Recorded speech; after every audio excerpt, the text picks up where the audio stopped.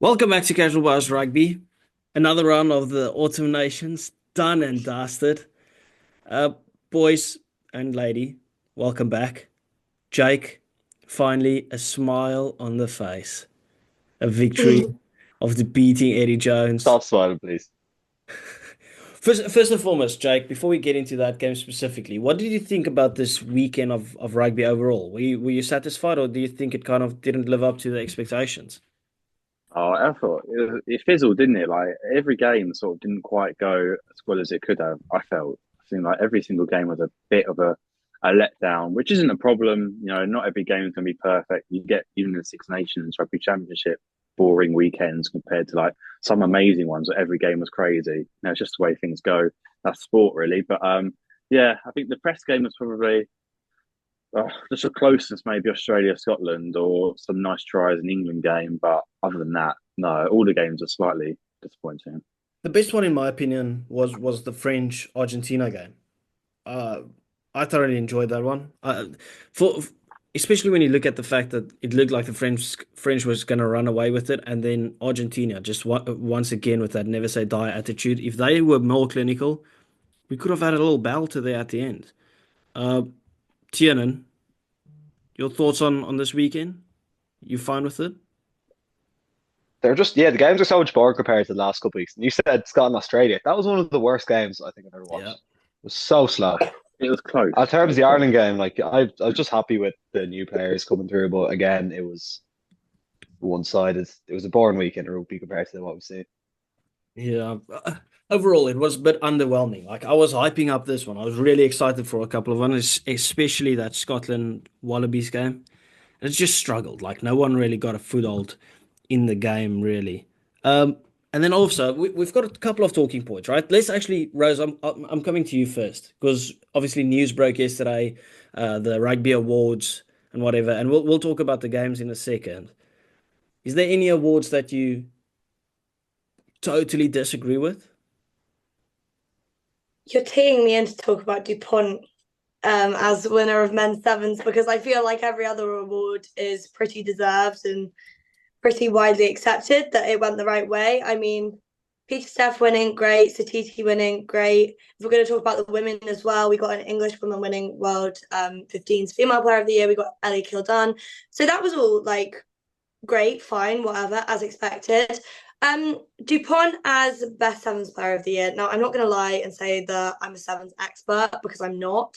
But obviously, I am aware that the general consensus is that he's kind of this big name player. It's a little bit of a PR stunt from World Rugby because that name is eye-catching when you see he won World Sevens Player of the Year, when realistically in the World Cup, even though he scored some great tries, he didn't really create much and he did come off the bench a lot. The Olympics, not the World Cup, I'm sorry. So yeah, I know it's quite controversial. I feel bad for some of the sevens players who've been doing it for years and who maybe aren't getting the credit that they deserve. But I don't have as strong of an opinion on it as you might, as I'm not a sevens expert. But yeah. DuPont does not deserve it at all. Peter Steph, lovely. Wallace Atiti, lovely. Jake, what was your thoughts on it all? Even the dream team, there's a couple of absolute shockers in there. For the life of me, how Malcolm Marks got in there above Cody Taylor, I don't know. How D-Mac got in there above. Well, Marcus Smith kind of only played 10 now, come to the end of the year, right? He didn't play as the 10 for England in the Six Nations, if I'm not mistaken. He was injured, yeah. Yeah, so that's kind of understandable. But I thought that was allblacks all day long, the way that he's played, the year that he's at. But then obviously, DuPont, that choice just shafted every other sevens player to ever play the game. That is a ridiculous one.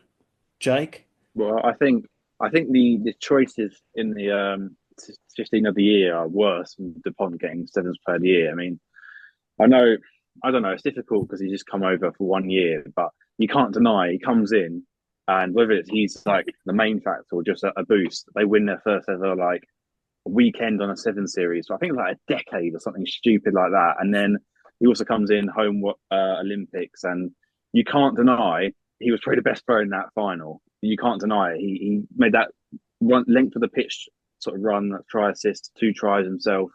If someone does that in a World Cup 15s final, you're saying they're pretty deserving of a World Player of the Year, even just for that one sort No, of because burst Peter of Steph didn't game. get it for his World Cup performances, did he?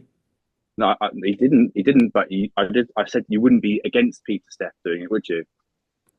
No, Last year, obviously I will, because then you're not basing it on anything. Like Peter No, Steph no, was you injured wouldn't. half the If year. Peter he Steph, knows.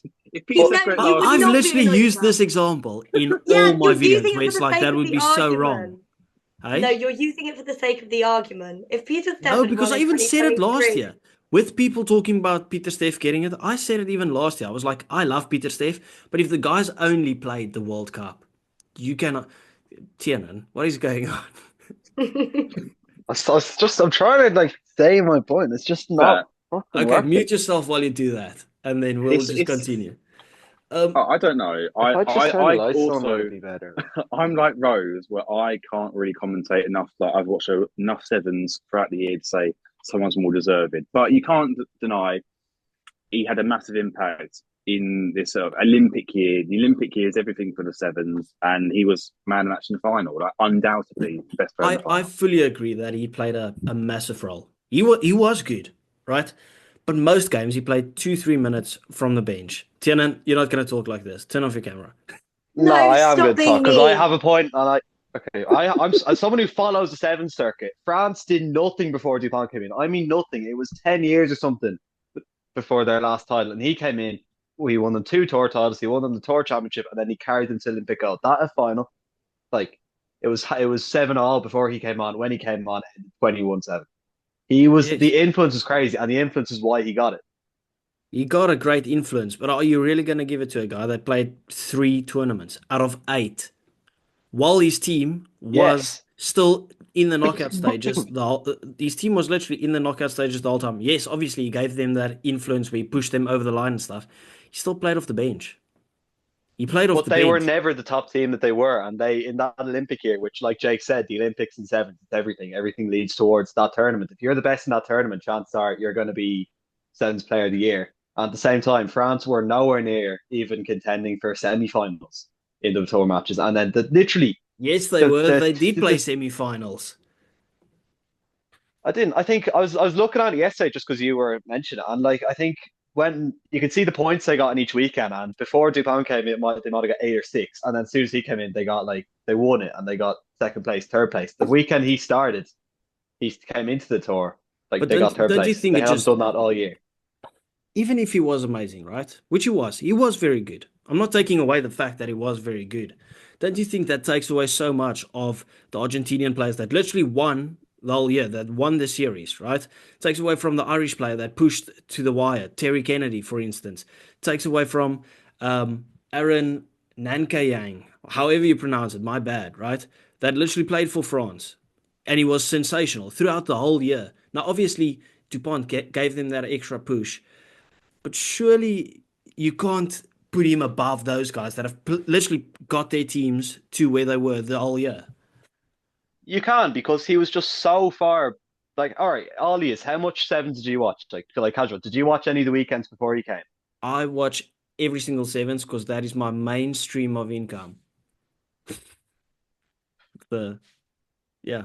Oh yeah, of course. But yeah, like at the same time though, you got to admit when Dupont came into that series, he was by far the best player. Like then no one was close to him on the pitch, and that's why he got it. Because yes, he only played a couple of weekends, but he won the important weekends. He won the most important weekend in the entire sport of sevens, and Yeah. he was just so far beyond like any other player on that pitch, We'll and that's why he won Player of the Year. And agree and to you talk about disagree because Argentina, I but as don't soon as think he was Dupont the came in, best player on the France field owned at all. Argentina. Huh? Yeah. Well, I don't know enough. If you go back to every single Olympic year and who won sevens player of the year that year, is it always someone from the winning side or is it someone from like the best team throughout the year? I don't know. I don't know enough to comment on that really, personally. That would be interesting to look up because if it's consistent, then it makes a Well, lot more sense. Here, I'll go check. It will Keep talking. probably because Fiji were unstoppable in the previous Olympics. So that was like peak Fiji. So yeah, I wouldn't be surprised. The point is, I just can't see how you give a guy that played a third of all the tournaments and he played from the bench Played about 4 minutes, 3 Yeah, minutes. but you're South African. You know as well as anybody that playing from the bench doesn't necessarily mean you're not as great an asset to your team. It's different in sevens. I know Okay, it's a bit different, right? But even the guy that benched him played better than him. That blonde-haired guy that played scrum off was sensational. But anyway. No, fair enough. I'm sorry, I don't know enough about sevens to be commenting. I just want to say, well done to Madis Levi for winning women's seventh third year. It makes me very happy. What is Tiernan doing? He's just frozen. Tiernan is having some proper technical difficulties. Anyway, I'm trying to find the stat for the Fijian thing. Who won? No, but I can't find it. But it's okay. It's okay. Anyway, let's move on to this actual weekend of rugby that we had. We started off Friday night, France versus Argentina. Jake, what was your thoughts on that one overall? I mean, yeah, I think it was disappointing for Argentina a little bit because I don't know. I just wanted them to do 3 strong performances in a row. Obviously, was it Ireland the week before? Was Italy, and then this one. I wanted them to have another close one. For me, they could have been closer. I think France were always looking pretty comfortable. I mean, that was a stronger France team, in my opinion, when they played. Do you reckon the ref shafted them a bit? In what decision? Sorry. That yellow card. Do you think that changed the whole? Do you think that was very, very soft and that kind of changed the dynamic of the game? Can you remind me what the yellow card was? Julian Montoya with the tackle. They said he put his weight on the leg. Oh, it's difficult, isn't it? Because that was not intentional whatsoever. There's nothing. It's a difficult one, isn't it? They really want to. What's the word? Not outlaw. But disencourage people to do croc rolls. So they're being extra harsh on them. So it's consistent, but it feels harsh. The commentators. Yeah, go Rose, go. I was just going to say the commentators. I don't know if you were listening, Jake, but they were kind of slagging off the decision. Yeah. Quite heavily. Well, yeah. So yeah, it was soft, but you're right. It was consistent. It makes sense. But did the prop actually go off in the end? Yes, he did. The thing is, right, I think he did. Maybe it just damaged him. Even if it's not that much weight and it's not obvious, it's still causing small injuries. Yeah, that's why they're trying to get rid of it. I think they initially looked at a croc roll and then they took that away and said that he just went on a exposed limb or something like that. They said targeting the limb to clear out. I mean, he didn't really target it, but his weight did fall on it. So however you want to take it, it is what it is. I don't believe that they got shafted with it. It's touch and go. You get these decisions, home ground decisions, usually. It is what it is. But I thought this was a great game. Tell me, how gas is Louis Bilberet? What we spoke about. He's the best winger in the world. I'm sorry. Best winger in the world. Oh. He goes better than Colby. Colby does not have that gas. He's not even better than Peno. Huh? He's way better than Peno. Yeah. I'm sorry. Did you see that acceleration he had? Like a 401 car. He just flew ahead of everyone. That back 3 when Peno is back is absolutely elite with How good is that? Is that young Barre? Mate, he looks pretty good. Yeah. He likes a good run as well. I mean, if you're French, right? I know there's Jalibert and stuff, but let's say Intermac comes back. Do you play Intermac at 10 and move Tom Ramos back to 15? Because at the moment, Ramos is cooking at 10. Barre is playing brilliant at 15. I wouldn't even switch it up. I would just say this is looking good. You can make Intermac is pure class. Like I would switch it back because Ramos has always been great at 15. And then you just have extra depth. But I don't think you can immediately negate Intermac's ability because he's brilliant. He's one of the form 10s of the world when he's fit. I mean, regardless of what you do, the depth the French have is just crazy, and it's like they're all exciting, dynamic runners. That's the scary bit. They're not like a Freddie Stewart who's great under the high ball. They've got this like Ramos who's pretty solid at everything. Then Buros and Barre all at fullback just alone. It's pretty scary. Yeah. I think after this Autumn Nations series, without a doubt, they look like strong favourites going into the Six Nations over Ireland. But they have got I Ireland agree, and yeah. England away, They're playing Ireland at the Aviva. and Mm. England and Twickenham, so yeah. that'll be difficult. Right, no, fair enough. Let's Fair enough. not yeah. act like the game at Twickenham will be a tough one for them. Let's not go there. Okay, maybe Well, Ireland. no, but the Ireland at game the in France Aviva, against fair England, enough. the game in France though that England played last year when we played away against France, it was a tight game, like tight. And I don't That know. was didn't have probably to the fight, worst though. French team in a very long time. Do you remember what No. we did to them? Like, Do you remember what their full strength team did to you? Let's not go back into that. That It's was almost 2 what years Anton ago. Dupont does to a team, casual. But anyway, going back to France, Argentina. I think Argentina, though, they can't blame a yellow card for losing that game. And I think they said that, is it 7 yellow cards, whatever, in like the last 4 games? Like, they've got to sort out their discipline if they want to start beating big teams regularly. Yeah. Okay. Oh, great. Do we want to move on to Yes. Ireland Fiji? yeah, Now, I know let's talk about this one. I know it's only Fiji, but I was very impressed by Ireland. Those youngsters, that McCarthy guy, the hooker, he was sensational. Yeah, Tiernan, what do you look into this with a lot of positivity, seeing that it's the youngsters that came through, or are you just like, okay, well, it's just Fiji? No, definitely, because I'm not. A lot of people said, "Oh, it's just Fiji. Why are they talking about this game so much?" And it's because we saw Gus McCarthy for the first time in Orange shirt. We saw Sam Prendergast starting, and he played the full game at 21 years old. And Cormac is great as well.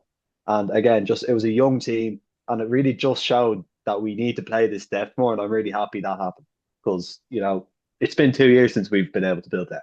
And you saw against New Zealand and Argentina, yes, maybe we're rusty. But at the same time, you could argue the team's a bit stale, especially with the likes of like Conor Murray and Peter Armani still making it into that team. Players that arguably should kind of be stepping out the way for these young players now. And I think this game was really a wake-up call for Ireland that these youngsters aren't there. They're not getting game time in the green jersey. And it's time that if we want to keep this form going, we got to integrate them in there. So I'm happy with that. Yes, it was Fiji. The result was expected. Anything less than what they did would have been a bit why concerning, have you not, but they did well. Why have you not brought in more Kiwis to strengthen your depth in Ireland? That's what I mean. Well, there's the Ulster fans calling for their new 10 Aid Morgan to be in the squad, and I'm just kind of like, come on, we've been laughed at for so long. And I know we don't do it as much as some other teams, for example, the All Blacks themselves, but at the same time, you want to have your good team being homegrown, and I'm glad they're doing it because all the debutants that have been in this series, they're all been Irish. Well, your little Leinster boy, also homegrown, sorry, he should have been sent off. He should have been in the bin. Okay, jacket and on. I'll listen to that, and I'll say, yeah, maybe he should have been sent off, but not when last week Maroney drove straight into Jack Crowley's head, and everyone, instead of saying, yes, similar, it's a direct head contact, there was no mitigation from Maroney. Yes, there was. Jack Crowley, he wasn't bent down. It was the same thing, equally as dangerous. But people said he was crying. People said Jack Crowley was crying about it. The Irish are faking injuries. I'm all right. I've seen it recently. It's called anti-Irish bias, right? It's this stuff because those are two dangerous head contacts. One of them was that Jack Crowley was crying. The other one was that should have been sent off. Completely different. Not having this. I fully hear what you're saying, right? That where people were on Jack Crowley's case, but this is not the same at all. What Sam Prendergast did was dirty. There was mitigation when it came to the Crowley one. Both of them were down low. Obviously, Maroney came up, but both of them were low. Came up. This Prendergast, if they mitigating actions or whatever circumstances was probably the fact that he's about 62 kilograms. But you can't do that when it comes to intent. Shoulder tucked, arm tucked, shoulder into the face. No mitigation. That is dirty. That is what we spoke about the other day when it comes to intent. That is just pure dirty. He should have been. I don't think so because I've watched it back a couple of times, and it seems like when he goes to kick the ball away, Prendergast turns around to go chase it, doesn't think enough because obviously he's not used to the speed of a test match, and then just he messes was up. being a And smart ass. I just think that's what happens. I don't think it was bad intent. I just don't think he's used to circumstances, and he was maybe trying to be cheeky, but he did it. He was trying to be cheeky. He knew exactly what he was doing. Maybe not dirty, but he was trying to leave one on him, and he did it terribly. He should have been in the bin for the rest of the game. So then, should Maroney, because I'm going to keep comparing this because it was two very similar things. But yeah, go on. No, it wasn't. One was a tackle. One was a deliberate. One was direct charge into his head. Why? Like, at the end of the day, you three, Ireland still smashed them. It doesn't really make a difference. There are always going to be slightly dodgy reffing calls.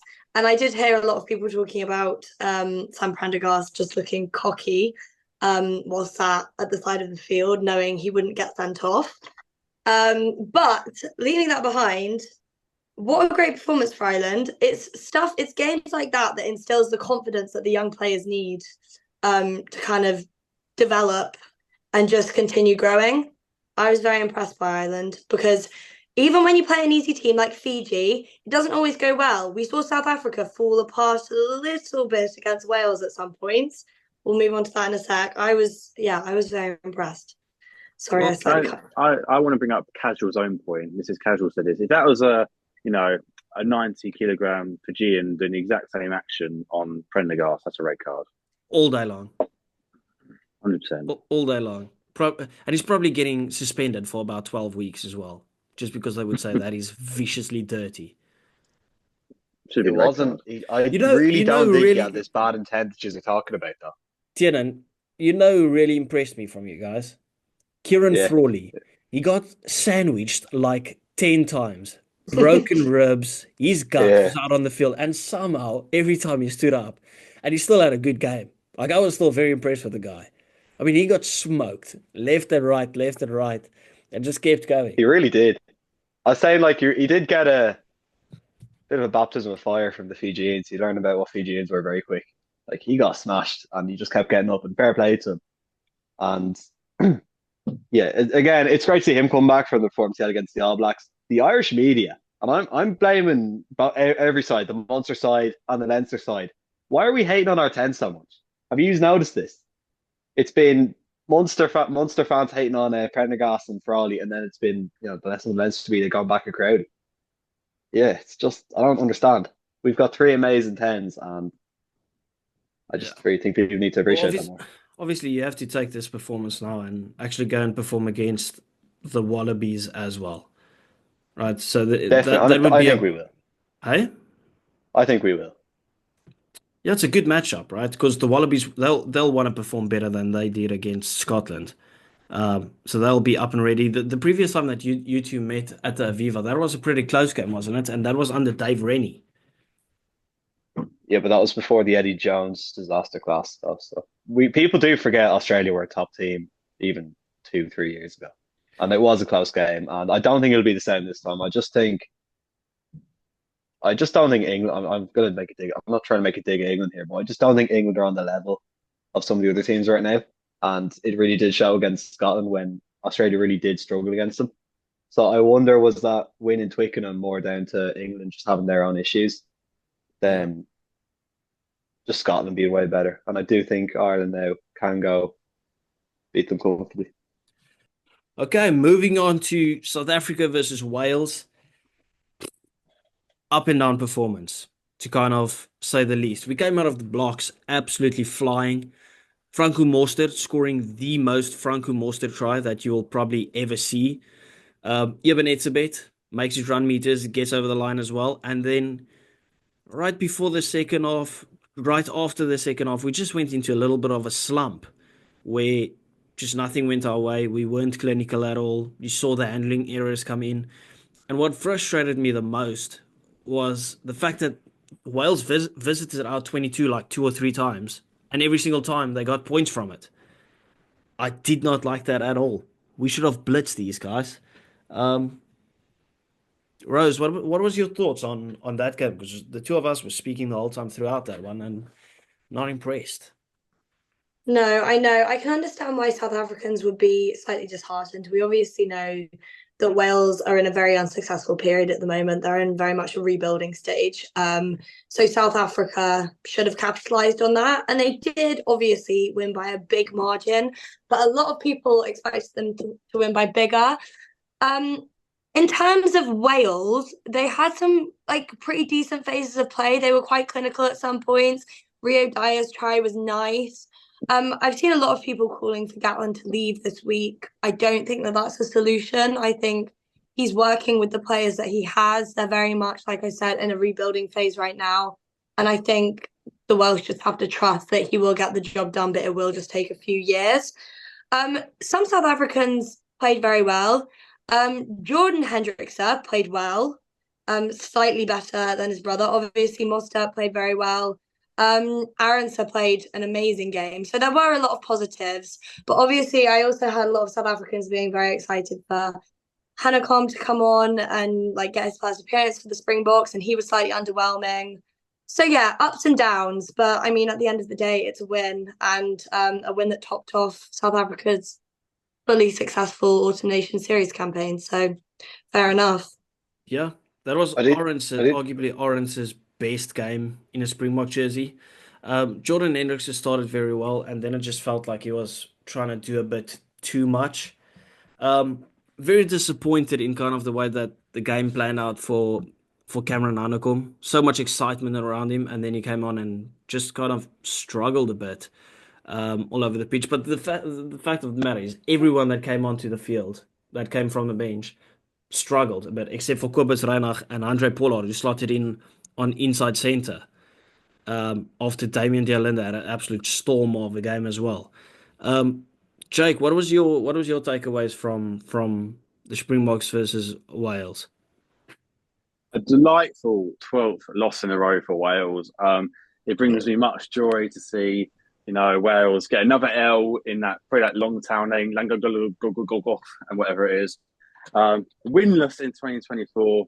Beautiful, absolutely beautiful. I hope it goes back on the up soon, because I don't like seeing any country do bad at rugby, but they've caused so much pain to England in the last 10, 15 years. I just need to enjoy this for 1 year. 1 year, I can never say you didn't win a single game. But yeah, it hasn't happened since 1937. Oh, lovely, love it. Wow. It was like 6 games they played as well. I just want to think, the Springboks, this injury, take their foot off the gas in the last kind of second half even. It's like they really should. If they kept their momentum going that they had in the first half, they would have won the game by at least 70 points. But Wales, I don't know, Wales maybe decided to turn up. Maybe Gatland gave a shockingly inspirational speech in the dressing room. But I do think on the Gatland thing, he's really spoken out in the media, and he just doesn't seem to care about the team.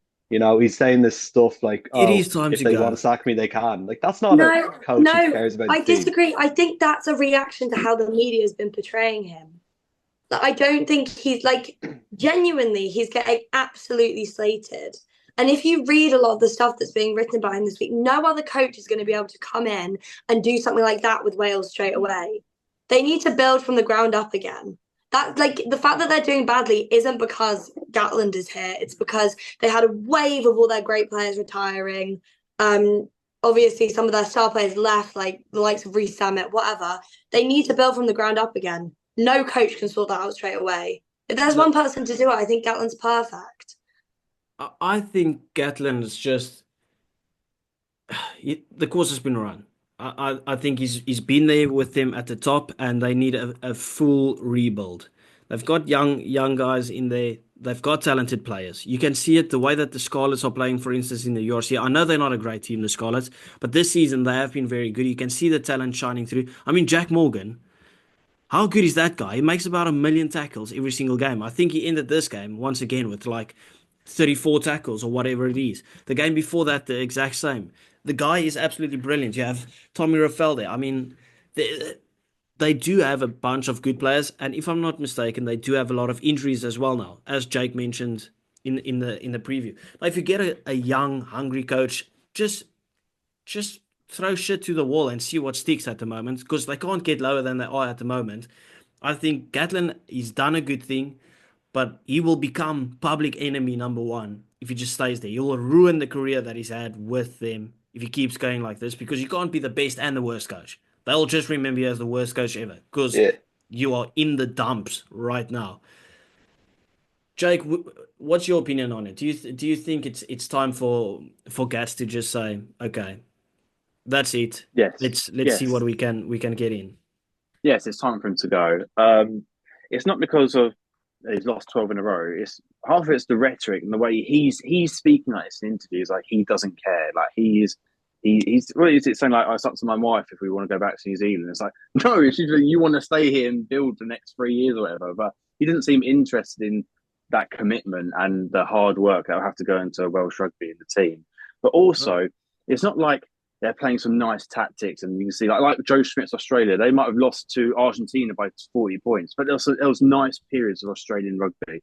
Wales, I think, is quite limited. I know they've not had the worst game against South Africa, but I'm still not seeing much improvement in any area for me. So I think it's time for him to go. Also, I kind of agree with Casual as well. Like, he's had his success. He's had this golden generation of Welsh rugby who won Grand Slams, and he had good success in the World Cup semi-final as well. And he's now at a point where you kind of have to say, leave the rugby before the rugby leaves you. And losing the whole year games. Clearly in the interviews, he doesn't care about the direction of his Welsh team. He's had his great career, and I do agree. It's time for him to leave, because if he keeps going like this, he's going to be remembered as a crap coach. Have you guys all just seen that one clip where he speaks about his wife? He's been saying it a few weeks now. I said it a couple times. No, because I always say and watch the like post-match interviews. He's not always going like, oh, maybe it's my time to go, or I'll have to speak to my wife. Like that's false. I think, to be fair to him, he's probably also fed up with the way the Welsh Rugby Union is just run, because you're having to work under an organisation which is just a shambles. To be fair to Gatland as well, in so many ways. Yeah. I had this thought, like, you really got to compare Ireland and Wales, who are two really small countries compared to some of the other powerhouses in rugby. They both had periods of success, but look what Wales did. They didn't invest in their provinces. Their provinces aren't well supported. Meanwhile, Ireland, Leinster have poured millions into academy infrastructure, and look at it now. They've already have another generation of great players come through. Whereas Wales, their stadiums are empty. They don't have big fan bases. The provinces are neglected. So I think if they had used the period of success like Ireland did to get a load of fans involved, not just in the international games, but for the provincial games as well, they'd be in a very different situation right now. And that's why Ireland are doing it's going to start at the provincial games.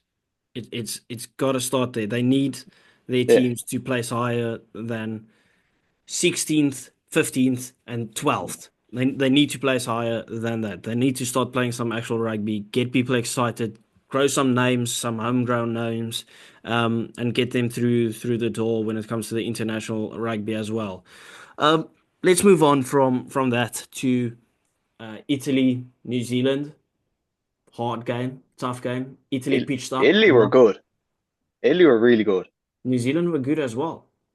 Yeah, I think it's a lot more Italy just getting better as well. I mean, if you look at the progress, right, from the World Cup till now, 97 points till this, big improvements.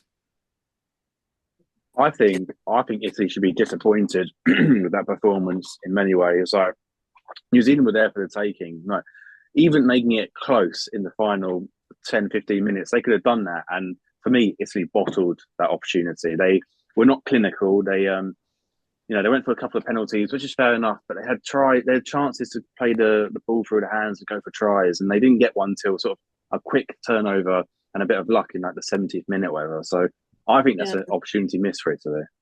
I agree with Jake. I thought their defence looked really promising compared to what it usually does. But it's difficult because they obviously look like they are improving a little bit. They're just overall game in general. But if you can't, like, their score ended up being 11, but they only scored a try in the final couple of minutes. If you've only kicked 2 penalties until 75 minutes, I don't know the exact time, but they just didn't capitalise enough. And you're right, New Zealand didn't have their best game. Italy could have taken that. So while I think they did play well, there's still definitely area for improvement. And I love Italy, and I think everyone wants to see Italy do well. But we we say this every year. We see a game and they play quite well, and then they never quite follow through, and it never goes as well for them. Maybe this Six Nations will be the year that they change it. I hope it will be. But I'm just slightly wary about making sweeping statements about big improvements because they tend to dip down again quite often. So I don't know. Yeah. Even look at last year's Six Nations though. They should have beaten France. They were robbed against France.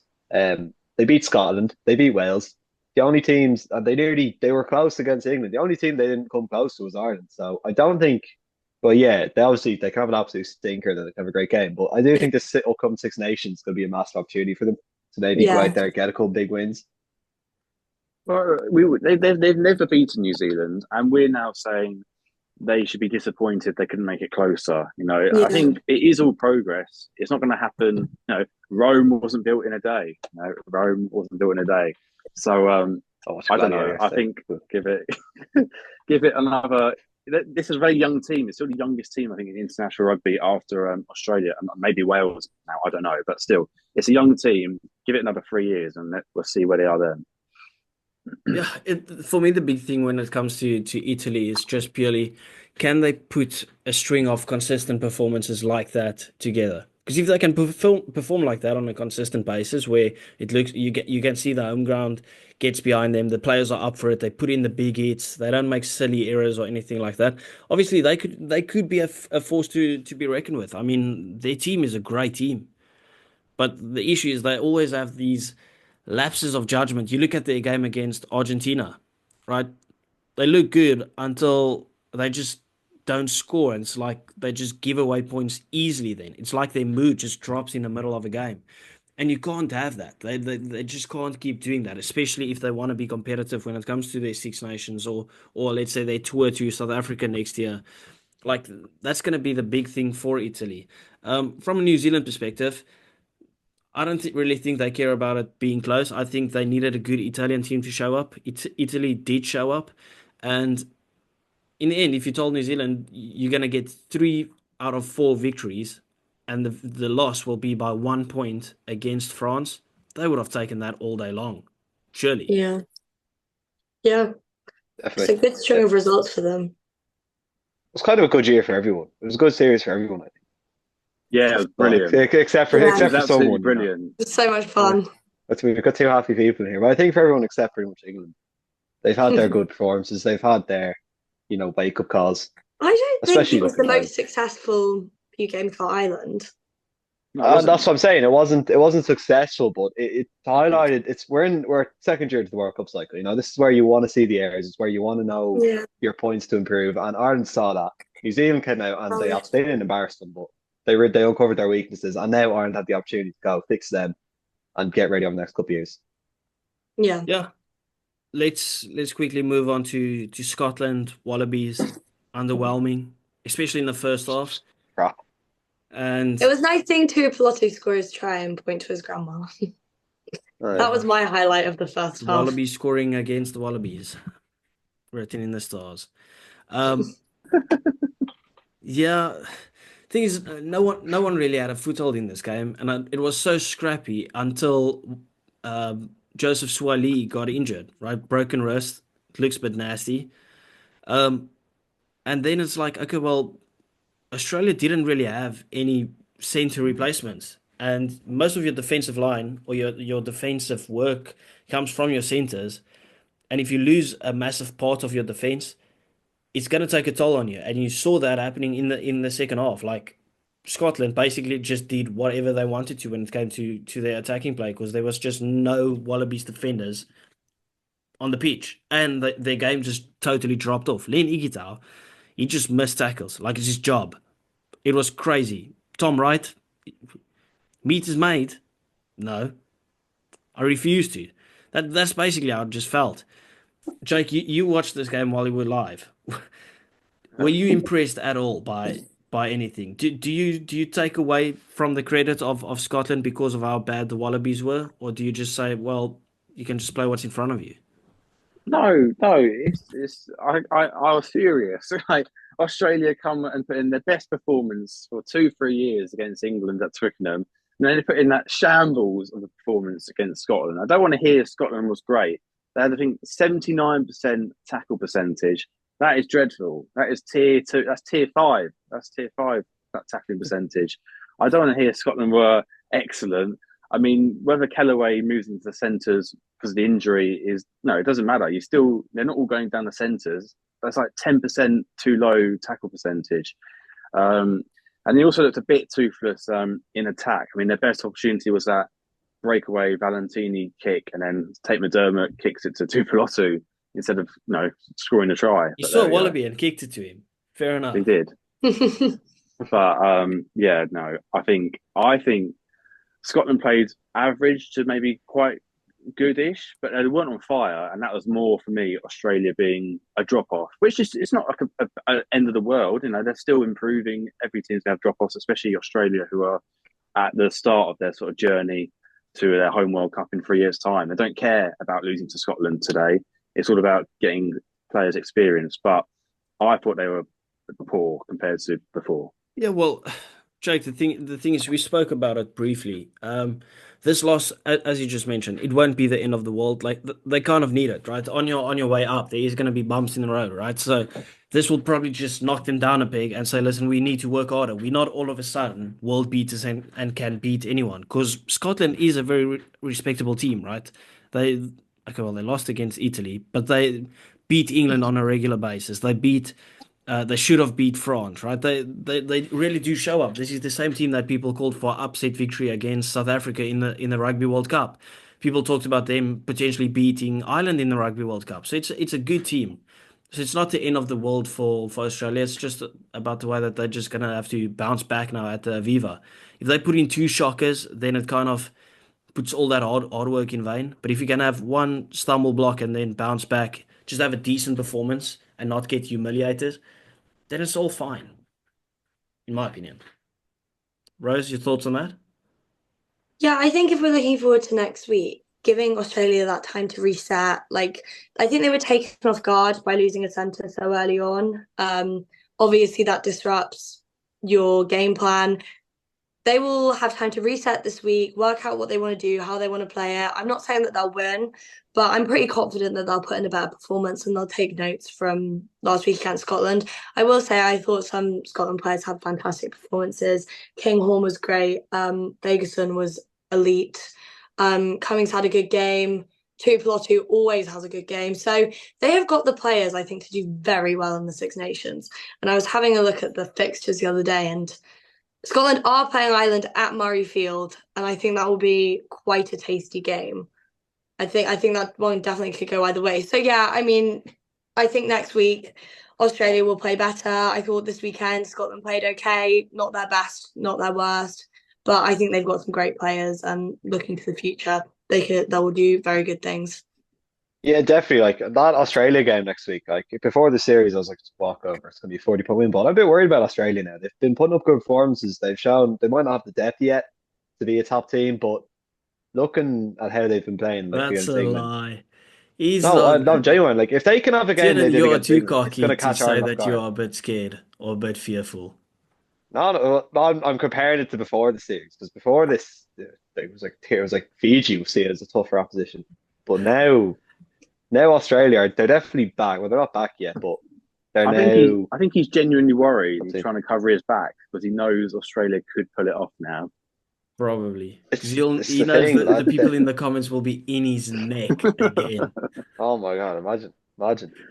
I have people telling me this week Ireland are going to get smashed by Fiji. That's No, that's ridiculous. No one crazy believed stuff. that actually. Was So you're summer, But someone Springbok fans, Tiernan, but I just quickly want to ask you in terms of Ireland, yeah.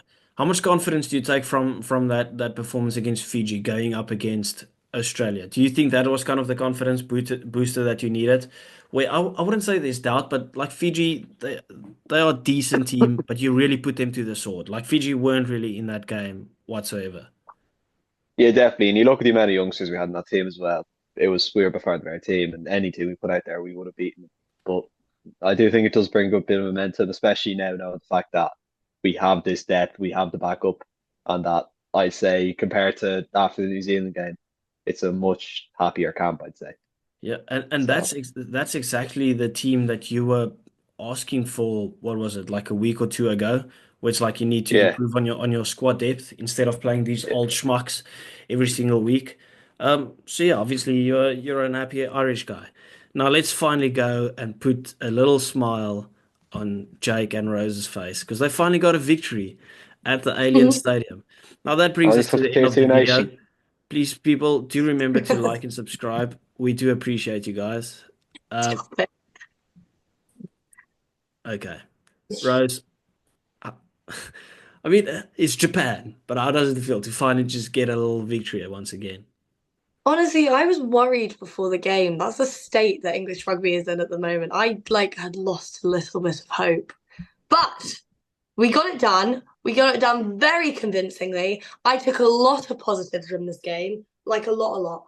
First of all, Jamie George looked really good, which I love to see. I always love to see him play well. Second of all, our bench made me happier this week. I thought Roebuck came on and made an impact. Like, our bench has been struggling, but Roebuck came on and made a good impact.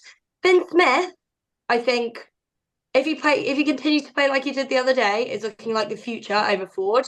He just came on, created a lot more structure in our attack.